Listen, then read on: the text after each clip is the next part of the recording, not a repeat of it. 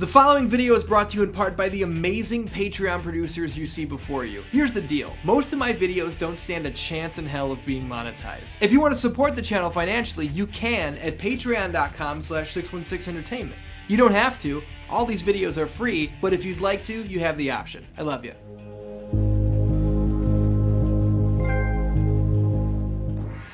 The History of Mortal Kombat was a documentary series I worked on from June to December of 2018. Every month a new installment would drop covering several years worth of Mortal Kombat video game facts, stories, and explanations. From the very beginning of the series, I was getting comments asking if I planned to delve into the Mortal Kombat movies as well. The answer was no. But that didn't stop the hundreds and hundreds of comments from rolling in and requesting that I give the films a similar history of treatment. Look, it's not that I didn't want to cover the movies, it's just that it wasn't the plan at the time. I didn't cover the SmackDown television show in the History of SmackDown, you know? I didn't go into detail on the Nitro and Thunder shows in the History of WCW video games. The History of Mortal Kombat was all about the games, and now that it's been out in its complete form for nearly a year, I figured it might be time to close the book on the games and shine a light on the silver screen. Or, I mean, you guys decided it was time to shine a light on the silver screen. When the channel broke 50,000 subscribers, thousands of you voted in the subscriber milestone poll and let me know loud and clear that the time had finally come. The Mortal Kombat movies need to be covered. In today's world, it's not uncommon to see successful video game franchises turned into live-action movies. We've seen Assassin's Creed get a big-screen adaptation. The Midway arcade classic Rampage was turned into an action-packed roller coaster of a film starring The Rock. The Warcraft movie was helmed by Moon director Duncan Jones, and that's just a small handful of the live-action adaptations we've seen within the last 5 years. Go back a little further and you've got Prince of Persia with A-lister Jake Gyllenhaal. There have been 2 different sets of Tomb Raider movies, and I'm pretty sure Resident Evil 14, How Did They Fuck These Up So Badly, just released a week or so ago. There's Hitman, Tekken, Max Payne, Silent Hill, Doom, Street Fighter, that's enough. Like I said, it's not out of the ordinary to see video games adapted into live-action blockbusters. What is out of the ordinary is for the quality of said movies to be considered anything other than Look, not all video game movies are bad. Most of them are, for sure. Let's get that out of the way. But there are a few that have aged into really enjoyable cult classics. Say what you will about the Super Mario Bros. Movie. Yoshi looks like a reject off the set of Godzilla 98. And what the fuck is going on here? But get a group of friends together with some wings and pizza, and the Mario Bros. Movie makes for a great time. More recently, as in just a few months ago, Detective Pikachu hit the big screen. The premise is ridiculous, and it sounds like a train wreck, but it's not. This movie is awesome. Pikachu is goddamn adorable, and just seeing Pokemon move around a real live city is incredible to look at. Now that we've covered the okay and great, let's look at the atrocious. House of the Dead looks like it had a budget of $16.58. There are clips of the video game dropped right in the middle of the action, just in case you didn't realize what they were going for. I swear to God, if the studio decided to release this piece of shit as Troll 3, I wouldn't even have second guessed it. Oh my God!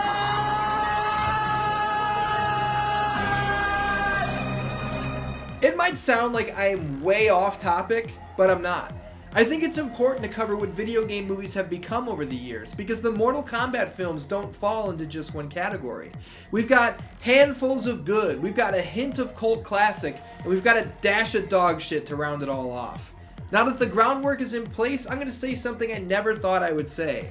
Welcome to the History of Mortal Kombat Part 6, Box Office Annihilation. We know the video game series was absolutely gigantic. Mortal Kombat and Mortal Kombat 2 had both sold several million copies worldwide. Mortal Kombat 3 had just hit arcades in April of 1995. And a major motion picture was right around the corner. You might ask yourself, what is the motivation for taking something like Mortal Kombat, a video game in the fighting genre, and turning into a live-action movie? It's pretty simple, really.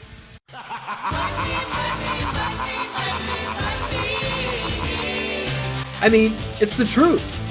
Nothing there's anything wrong with that. No, of course not. The film's script was written by Kevin Droney. Droney didn't have a whole hell of a lot of work to his name, but he had previously written on the 80s crime drama Jake and the Fat Man, which is pretty cool. Tasked with directing the project was Paul W.S. Anderson.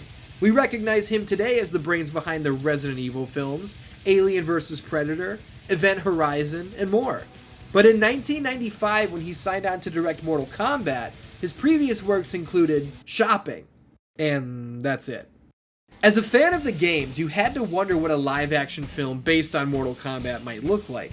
The games of the 90s weren't the cinematic experiences we have on our home consoles today, the story modes of which are practically movies in their own right. The original trilogy consisted solely of one-on-one fighting. The arcade attract screens gave us bits of lore behind the overall story and individual characters, but never once had we seen any of them interact with each other in a way that didn't culminate with a decapitation. How would Sonya Blade actually speak to her arch-rival, Kano? What would it be like to see Shang Tsung do anything other than murder his opponent? We know Johnny Cage is an actor, but what's he like on set? This is where you fall down.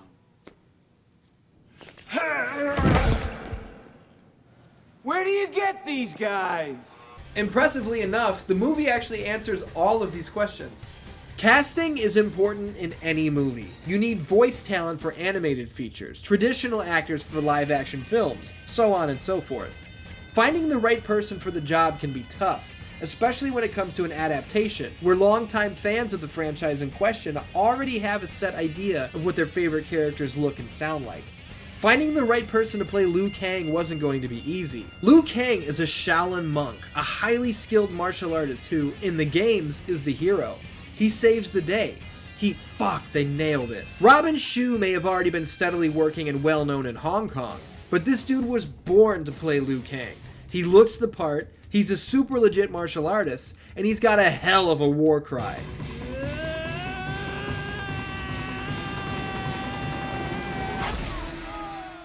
Raiden is the god of thunder in the MK universe. His appearance early in the game series was shrouded in mystery, with his gigantic straw hat covering the majority of his face. In the movie, he's Christopher Lambert. Lambert was known for his roles in the Highlander films, and I gotta be honest, I've heard more than one person in my life criticize this casting, stating that Lambert just isn't Raiden. Who the fuck was Raiden? He was a dude in a white robe with a hidden face and screamed gibberish in his dive move. You're gonna tell me that Highlander didn't fit the part? To be fair, even series creator Ed Boon questioned this choice at first. Boon told Hollywood Reporter in 2015, "We were thinking so literally at the time. We were thinking Raiden is from Asian mythology. We never showed his face that clearly in the game, so we never really defined a race, but we didn't think the Highlander guy. That wasn't in our heads." Sonya Blade, the lone female character from the first game, is played by Bridget Wilson. That Veronica Vaughn is one piece of ace. She's badass and she's ungodly hot. So hot. Want to touch the hiney.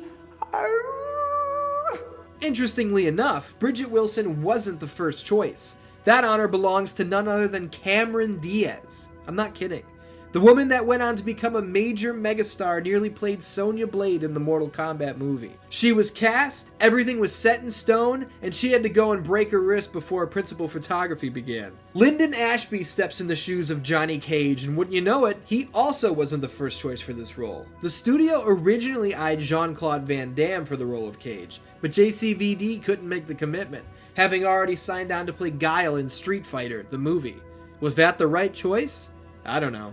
And I'm going to kick that son of a bitch Bison's ass so hard that the next Bison wannabe is gonna feel it. There's a long-standing rumor on the internet that Brandon Lee, the son of martial arts legend Bruce Lee, was the second choice for Johnny Cage, and that his untimely death on the set of The Crow was the catalyst for him not appearing in the movie. I hate to be the bearer of bad news, but this is not true, and here's Mortal Kombat director Paul W.S. Anderson adding some clarification to the rumor. That's a big rumor. It was briefly discussed, but I don't think he was ever made an official offer or anything. And he was quite tight with Cary Tagawa, who was in the movie as well. So I think because of that, people thought it was more of a reality than it actually was. Kari Hiroyuki Tagawa plays our main antagonist, Shang Tsung, and holy shit is this a match made in heaven. Tagawa's delivery is slow and methodical. His every word instills a sense of distrust and dread. God damn, this is top tier stuff. Your soul is mine. Tagawa is a born villain, and much like Robin Shu's casting as Liu Kang, Shang Tsung is a role Tagawa was meant to play. Speedrun time in the interest of video length. Talisa Soto plays Princess Katana, and she's hot as fuck. Chris Casamassa plays Scorpion. Francois Pettit plays Sub-Zero. Keith Cook dons the green as Reptile. Goro is half man, half animatronic robot, and Trevor Goddard plays the leader of the Black Dragon, the murderous dickhead named Kano. Goddard's performance as Kano made quite an impact, having been the main inspiration for the way the character has been portrayed in the video games over the last decade plus. Ooh, now look at this. This little baby brings back memories now, doesn't it? Come on, let's make a deal. I only deal in dead criminals. Talking out of your clacker, love. Unfortunately, Trevor Goddard is no longer with us, having died of a drug overdose in June of 2003. The story of the Mortal Kombat movie borrows from and slightly tweaks plot points from the first two games in the series. The tournament is taking place on Shang Tsung's island. Outworld has won 9 tournaments in a row and is looking for their 10th victory in order to ensure themselves control of Earthrealm. Outworld's long-running champion is a 4-armed, half-man, half-dragon named Goro. And Earthrealm's best warriors are guided by Raiden, the god of thunder, who looks to coach them to victory and ensure peace and safety going forward for all of Earthrealm. In the movie, Liu Kang is called to action after his younger brother was killed by Shang Tsung, while in the games, no such familial revenge-based motivation is present. This movie is also where the Johnny Cage and Sonya Blade romance bloomed. The games didn't touch on this relationship fully until 2011's MK reboot. Look, baby, I can't let you run loose without an escort. Oh, ow! I don't need an escort, and I'm sure as hell not your baby. I don't feel like a full play-by-play of the movie is the way to go here, guys, so that's not what I'm gonna do. Oh, Liu Kang said this and then Raiden said that. If you want that, just watch the movie for yourself. We're going to cover the highlights and the lowlights from here on out, and of course I'll sprinkle some personal stories in along the way. First things first, I want to talk about the fights, my friends. That's what we all tune into a Mortal Kombat movie for in the first place, right? We want knockdown, drag-out brawls with badass special moves and horrifically violent fatalities to close the show. The first movie features 7 distinct fights, and god damn it, I'm going to rank them from worst to best. Starting at the bottom, number 7, we've got to go with Johnny Cage versus Goro. This is going to cause an uproar in the comments, but hear me out. I'm not saying the scene is bad. It's full of amazing moments, namely... Those were $500 sunglasses, asshole. The scene is awesome, but we're not talking about the scene, we're talking about the fight. And as far as a fight is concerned, almost nothing happens here. It makes sense as to why, seeing as though the Goro character is part robotic puppet and can't make finely tuned moves. And when he does take his one and only bump, we see it from like 500 feet away to cover up the fact that it's CGI, so yeah. There are great moments mixed in, but as a fight, we're putting Johnny Cage and Goro in last place. Coming in at number 6, it pains me to say, has got to be Liu Kang versus Sub-Zero. How could this fight possibly be number 6? Liu Kang is the hero, and Sub-Zero is one of the most famous Mortal Kombat fighters of all time. Well, get ready for disappointment. The fight is 2 minutes long, features next to 0 significant strikes, and ends with Sub-Zero pulsating an icy force field for nearly 30 seconds just waiting for Liu Kang to kill him. With the quality of the characters involved in this battle, none of us can be blamed for wishing we got a little more out of these two. Number 5 brings us back to the beach and back to our boy, Liu Kang. Shang Tsung is watching closely while our hero battles... this guy. I don't know who he is or who he's supposed to be. He's credited as Fighting Monk, so I guess we'll go with that. This is another short fight, and 96.4% of the offense comes from Liu Kang, who basically beats this dude's ass at every turn. This fight is fun. Our monk friend growls like a big cat, which is really strange, And after Liu Kang wins, Shang Tsung performs a fatality on this poor bastard. The X-ray effect is really cool, and his skin turning gray after his soul has been stolen is a moment that scared the shit out of me as a child. Sonya Blade versus Kano, a feud seemingly as old as time itself. A feud based on hatred, revenge, and good lord is Sonya Blade hot in this movie. Woo-wee! Seriously though, what a fight. The banter before they get into the action is fantastic. Now look at this. This little baby brings back memories now, doesn't it? What, you used it to knife your mother in the back? Nah. It put a big smile on your partner, though. Ear. To ear. Obviously Kano is way bigger and stronger, but Sonya's technical skills cut right through his bad brawling habits. Kano's kick to Sonya's ribs while she's down is brutal, but it doesn't take long for revenge to be exacted. In a compromised position, Kano begs for his life and uses a very poor choice of words. No, Sonya, don't. Oh, give me a break. Okay. We're in the top 3 now, and oh boy, business just picked up. The film's final confrontation sees Liu Kang get his chance to go one-on-one with the man who murdered his brother in cold blood, Shang Tsung. The evil sorcerer uses every trick in the book, from conjuring the spirits of great warriors whose souls he's taken over the years, to even morphing into Liu's own brother in an attempt to sucker our hero into plummeting to his death. Liu is able to keep his composure by using every lesson he's learned along the way, and finally defeats Shang Tsung in gruesome fashion. This fight is awesome, and I implore you to watch it if you haven't seen it in a while. Coming in at number 2 has got to be Johnny Cage vs. Scorpion. If this is your number 1, hey, I get it. This fight is sick.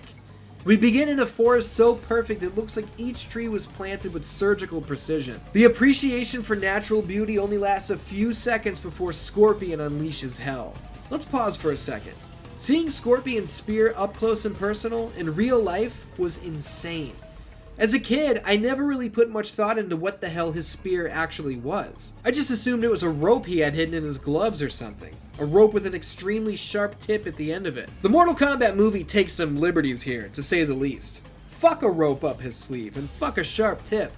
The palm of Scorpion's hand opens up, revealing a seemingly living creature attached to some sort of steel leash. The creature screeches and appears to have a mind of its own as it chases Johnny through the trees and makes crucial decisions on when and when not to turn in an attempt to trap him. The CGI is quite dated at this point, but still, what a cool iteration of a trademark move in the series. Also, yes, that is indeed Mortal Kombat creator Ed Boon performing the famous line, Get over here! When Scorpion's offense doesn't work, he decides to play defense, countering Johnny's flying kick with the teleportation maneuver, transporting the two to an area where Scorpion will have home field advantage, the Netherrealm. Here, shit gets turned up to 11. This set is ridiculously cool looking. Both guys take major damage, and Scorpion, unlike Sub-Zero, truly gets to showcase why he is such an awesome character. After countless flashy strikes and big bumps, Scorpion's attempt at the Tosi fatality is thwarted, countered, and ultimately his downfall. That right there is the first ever live-action friendship, Dan Dans. That leaves us with Liu Kang versus Reptile as the number 1 fight in the movie. I will defend this showdown with my last breath, guys. The bumps these two take in this battle are nasty. The creativity and how they incorporate their environment in the fight is insane. Liu Kang's bicycle kick looks too dope to handle, and when Reptile dies, Liu Kang screams like a lunatic.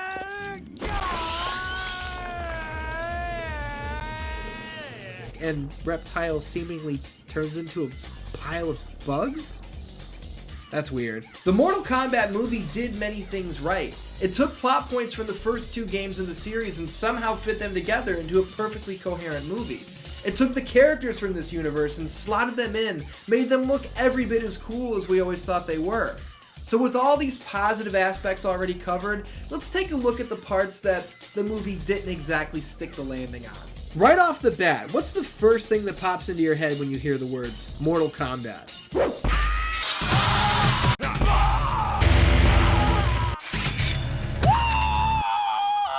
Shang Tsung wins. Fatality. Yeah, Exactly. Gore, violence, brutality, fatality. The MK movie brings us violence and fatalities. It's just that the gore factor is cranked down from 11 to about a 4 or a 5. There's not much blood to speak of, if there's any at all. This is because the film carries an official rating of PG-13 rather than R. I understand what they were going for. In the minds of the studio heads, who plays video games? Kids play video games. Who can't buy tickets to R-rated movies? Our entire audience! It was a money move. Associate producer Lori Appellian told HollywoodReporter.com in 2015, "We needed to make the movie PG-13. That was a tough one, being a very violent video game. We got in real close with the ratings board. What we learned was if you killed a human on screen, you got an R rating. If you look at our movie, you had Goro killed on screen, but you could get away with that and still get a PG-13 rating. Killing non-humans is okay, got it. So what the hell?"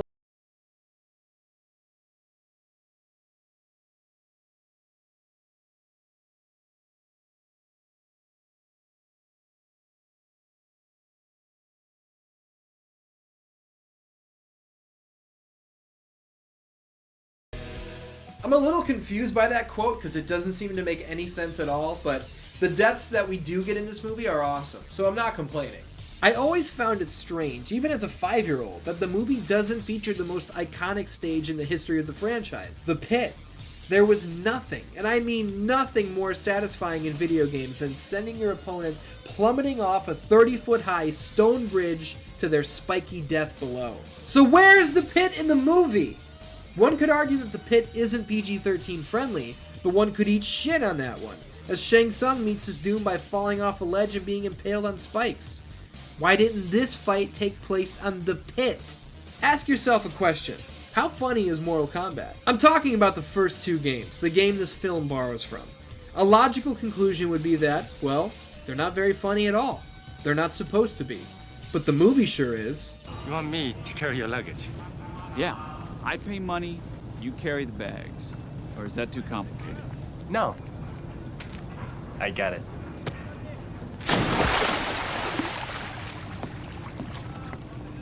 Oh, thank God I didn't ask him to park the car. Where the hell are we? Do I look like your travel agent? You go ahead. Find out what that was.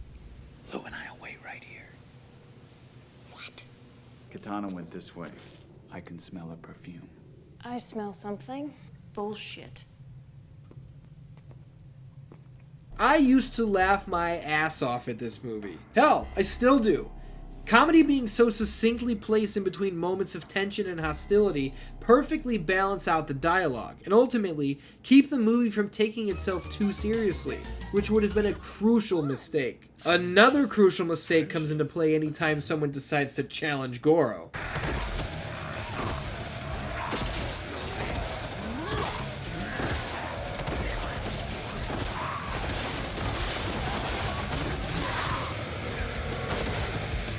Prince Goro, 2,000-year-old half-man, half-dragon, Shokan champion, debuted as the sub-boss in the original Mortal Kombat. His likeness was created and captured using stop-motion technology with a clay figure. For the movie, obviously this wouldn't be possible. But seeing as though there are no 8'2", 500-pound, 4-armed actors running around Hollywood, special effects were called for. Goro was brought to life mainly using an animatronic dummy created by Tom Woodruff and Alec Gillis.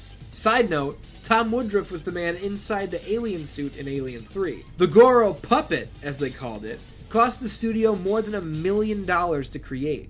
Making Goro walk and talk saw between 13 and 16 puppeteers at once, operating all of his facial movements and mannerisms. Good lord. I gotta say though, it was worth it. Goro looks amazing in this movie.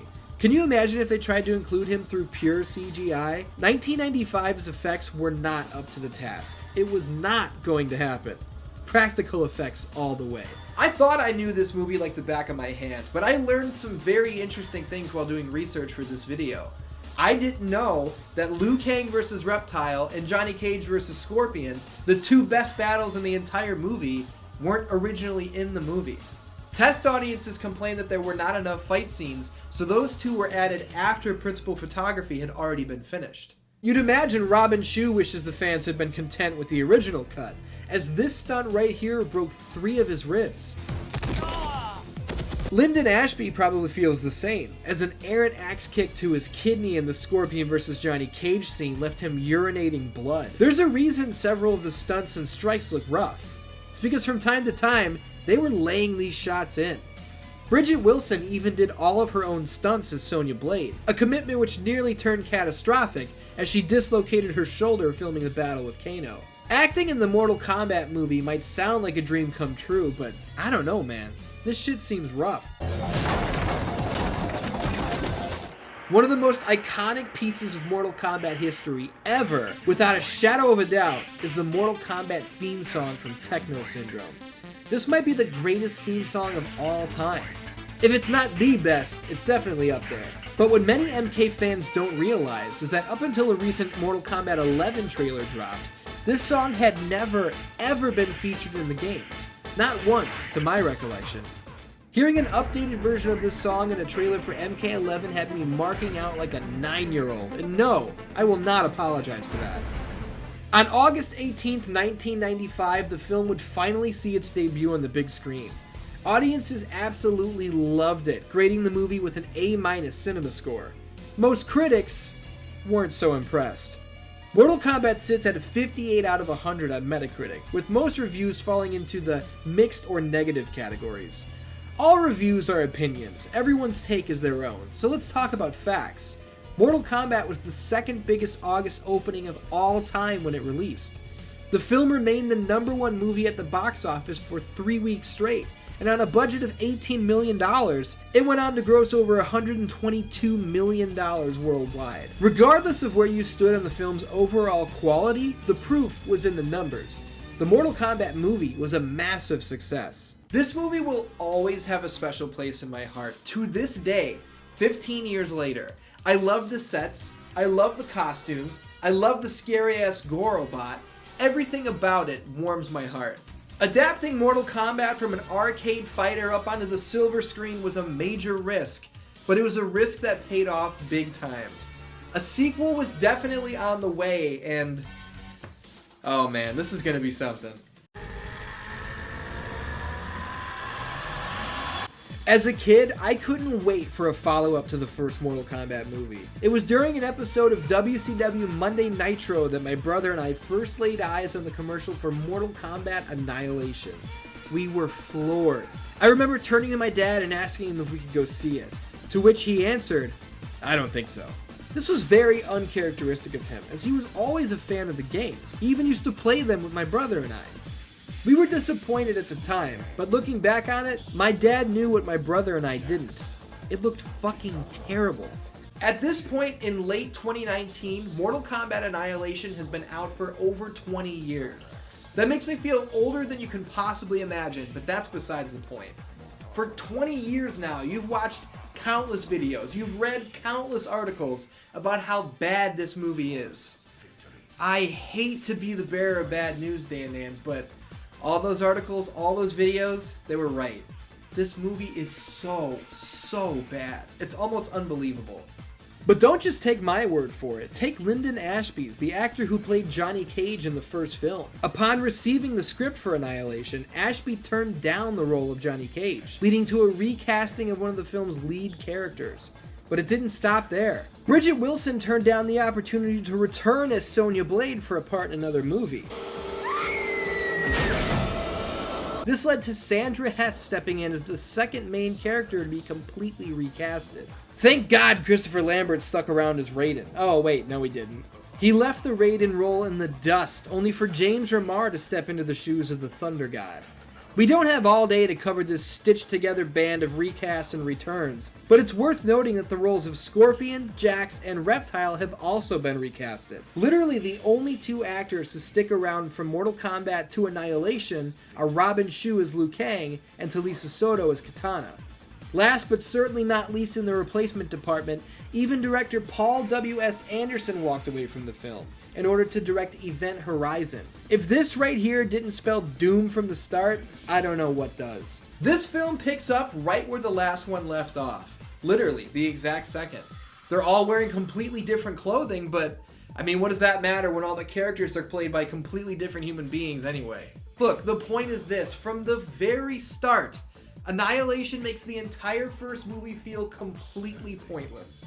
Shao Kahn shows up saying he opened up portals from Outworld and he plans to merge the two realms together, regardless of the rules of the Mortal Kombat tournament. Liu Kang asks a very cogent question. I thought our victory in Mortal Kombat closed those portals. To which Raiden responds, "What closes can also open again." Do you see what I mean? All that work from the first movie, the entire point of the first movie, the whole story, was to keep this exact thing from happening. It happens anyway. And Raiden's response as to why it happens is, yeah, I guess it didn't work. What are you gonna do? Fucking unbelievable. Speaking of unbelievable, inside of the first 5 minutes of the movie, main character Johnny Cage is murdered without even putting up a fight. Arguably the runaway star, the fan favorite of the 1995 original, is cast aside like a piece of shit. Great. The overall plot sees our heroes escape from Khan's goon squad and immediately separate, despite Raiden insisting that their strength comes from their unity as a team. Together, we are the only hope. But if you work together as a team, you can do much.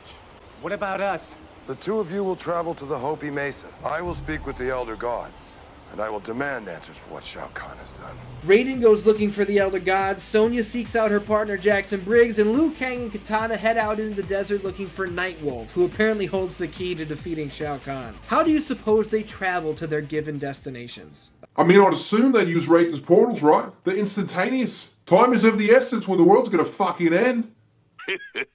Isn't that cute? But it's wrong! They don't use Raiden's instant portals, no. Instead, they hop into these human-sized hamster balls and fly through pre-carved tunnels inside the Earth's core. I'm not kidding. Not only do they use these stupid things as a form of transportation, but they actually have Kitana explain exactly how these things work while they're inside it. What do these do? Once inside the Velosphere, you can travel to anywhere on Earth in mere hours. The inner winds propel you. You'll be moving so fast, it'll be as though you're not moving at all. Who gives a shit how these things work? Why are these things even in the movie? Who thought that this was such a good idea that they had to shoehorn it into this film? The best part is that Kitana says these balls can take the passenger anywhere in the world in mere hours. Mere hours? A fucking plane can take you anywhere in a matter of hours. But fuck a plane when Raiden's portals work right now. God damn it. Anyway, Sonya finds Jax. He's looking super cool, and Lynn Red Williams as Jax is without a doubt the most lovable character in the movie. Yeah, now that's what I'm talking about. Cyrax shows up, all hell breaks loose, and Jax is puzzled. What the hell is that? Long story short, Sonya hits Cyrax with a kiss of death fatality, a dragon leaves his body, and the place explodes. Stay with me, we're just getting started. On their quest to locate Nightwolf, Liu Kang and Kitana are ambushed by Smoke and, you guessed it, Shao Kahn's goon squad. This fight features some of the worst, most unnecessary wire stunts you will ever see. Why does Liu Kang run all the way up the wall and backflip away from this missile when he could have just run to the side or even ducked? How the fuck did he wind up landing face down to the right when he flipped back first and to the left? There's an ongoing issue in this movie where nothing seems to be happening in a way that makes any sense spatially. More on that later. Sub-Zero shows up and saves the day by floating through the fucking air somehow and freezes Smoke before he can launch his missile. Never mind the fact that the missile explodes a fraction of a second after Liu kicks it, but he's somehow already 30 feet away from the blast. Spatial awareness, folks. Before anything of substance is said, Scorpion shows up and it's fucking game time, Dan-Dans. This is, in my mind, the best fight in the movie. Without a shadow of a doubt, Sub-Zero vs. Scorpion is the most popular feud in Mortal Kombat history. And seeing it play out in live action is cool, I don't care what you say. Can we see the lighting rigs and scaffolding in the warehouse where they're filming this scene in several shots? Yes. Is the actor playing Scorpion clearly waiting behind Kitana before his surprise attack occurs? Also yes, but I don't give a shit. This part is dope. And this double flip stomp rocks my balls. Plus, after Scorpion kidnaps Kitana, he calls Liu Kang a sucker. Suckers! This isn't awesome just because it's funny. It's awesome because Scorpion sounds like Henry Rollins from the Liar video. Sucker! Sucker! I realize at this point I'm dangerously close to just doing a play-by-play of this entire movie, which, with the last one, I promised that I wouldn't do that. But it's hard to not talk about each and every individual scene when there's something wrong with each and every individual scene. I can't help it. We're going to stop going play-by-play, but what we are going to do is take a look at a collection of fuck-ups and head-scratchers, because, I mean, why not? Number 1, the one and only reptile died in the first movie, so why are there 3 reptiles in this movie? Number 2, how did anyone look at this CGI monster thing and think, yeah, that looks good, let's put that on the big screen? Number 3, early in the film, Shao Kahn kills his own general, Rain, for seemingly no reason. His body falls into a fire pit and we hear him scream. Later on, Liu Kang kills Baraka by knocking him into that same fire pit. And when Baraka falls into said pit, it's clear as day that they just reused the clip of Rain falling into the fire. That's fucking amazing. Number 4, speaking of Baraka, check out the actor's mouth showing right through the cheap mask they made for Baraka's head. Number 5, at the end, Shao Kahn blasts Raiden off the top of a tower where all of his cronies are awaiting their challengers. When Raiden is seen falling out of the sky, Kahn and all of his cronies have completely disappeared. Where did they go? Number 6, speaking of Raiden, this dude has the worst reflexes in the world for being a god, man.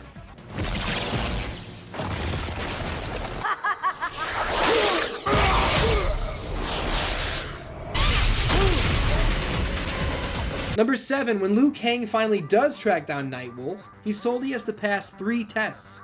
The first is to discover his courage and self-belief. To test your courage and find your animality, you've got to put yourself in a dream state. The second and third tests never happen, and Nightwolf never shows up for the rest of the movie. Look, there's plenty more to choose from, but I've had just about enough negativity. It's definitely warranted, don't get me wrong, but let's shine a light on a few things Annihilation does indeed do well. The Scorpion vs. Sub-Zero fight we mentioned earlier is awesome, but so is Melina vs. Sonya. There are several hard bumps in this fight, and I do not envy the stuntmen and women on this one. Shiva and Rain are completely wasted and useless in this movie, but god damn it, it was awesome seeing Motaro in a live action setting, and honestly, he looks pretty damn good. Even in his fight scene with Jax, the CGI is pretty cool and not at all horrible. This backflip kick is really cool. I recreated this move with my action figures like 176,000 times after watching this movie. Also, Shao Kahn barks like a dog while beating up Liu Kang. That's good, right? There are dozens of tiny details surrounding this film that not many casual fans know about. Initially, Michael Jai White was supposed to play Jax, but turned down the role after he was offered the lead in Spawn. He would, of course, wind up playing Jax in the Mortal Kombat Legacy web series 20 years later. And as fate would have it, Spawn is going to be in Mortal Kombat 11. James Remar may be our Raiden in this movie, but his stunt double, seen clear as day during the fight with the 3 reptiles, is a man named Ray Park. You might know him better as Darth Maul from Star Wars: The Phantom Menace. When it's all said and done, Raiden is dead, Shao Kahn is dead, and Shinnok is banished to the Phantom Zone. Animalities are my balls, Ermac releases Noob Saibot from his chest cavity, which, while senseless, is fucking cool. So obviously this movie sucks from a quality standpoint, but what does quality really matter to those in charge as long as it rakes in boatloads of money, right? The first film was a massive success. The sequel would prove to be no different. Wrong! Mortal Kombat Annihilation tanked horribly, both critically and commercially. The film brought in a worldwide gross of $51 million on a budget of over $30 million. If you're thinking, hey, that made a profit of $20 million, right? No, that's not how it works. This movie lost its ass financially. The critics hated it. The fans hated it even worse. My dad brought us to Blockbuster to buy the tape after it had been released on home video, and he laughed through the entire movie. Co-creators of the video game series, Ed Boon and John Tobias, have both stated that it's their personal lowest point of the entire 27-year history of the franchise. Paul W.S. Anderson, director of the first Mortal Kombat film, has stated that he regrets not signing on for Annihilation, and that the collapse of the MK movie universe is the main reason he never stopped directing the Resident Evil films. Even with the incoherent train wreck that was Mortal Kombat Annihilation, a third movie was in the works. And no, I don't mean it was an idea that had been kicked around the office a few times. It was pretty deep into development. The supposed plot saw Johnny Cage resurrected and back with his Earthrealm buddies engaged in a war with Quan Chi. In 2001, a very strange poll popped up in the official Mortal Kombat website, asking fans who they thought would die in the third movie. Original Johnny Cage actor Lyndon Ashby announced he would once again don the shades and return for the third film. In 2005, Hurricane Katrina destroyed what was apparently one of the main shooting locations, and that's right around the time that everybody stopped talking about what was tentatively titled Mortal Kombat Devastation. Years and years of silence ruminated throughout the internet, with the occasional bullshit rumor popping up every year or so. It wasn't until 2010 that a new live-action Mortal Kombat project would see the light of day. But Mortal Kombat Rebirth and its eventual evolution into Mortal Kombat Legacy are another tale for another time. Dan Dance, thank you for joining me for this, the History of Mortal Kombat Part 6, Box Office Annihilation. I never thought I would make this video, I never intended to make this video. I've put out the History of Mortal Kombat in a full movie version already, so now everything's fucked up. But I guess it's alright. I could really beat the History of Mortal Kombat into the ground and release a Part 7 focusing only on Sub-Zero's terrible costume from Deception, and even that wouldn't be as bad as Annihilation. If you haven't seen these movies, I implore you to track them down and watch them. That includes Annihilation. Annihilation is terrible, but it's the best kind of terrible. You won't regret it. Make sure you come back next week for another episode of Mortal Kombat Mondays. I love you, and I'll see you next time.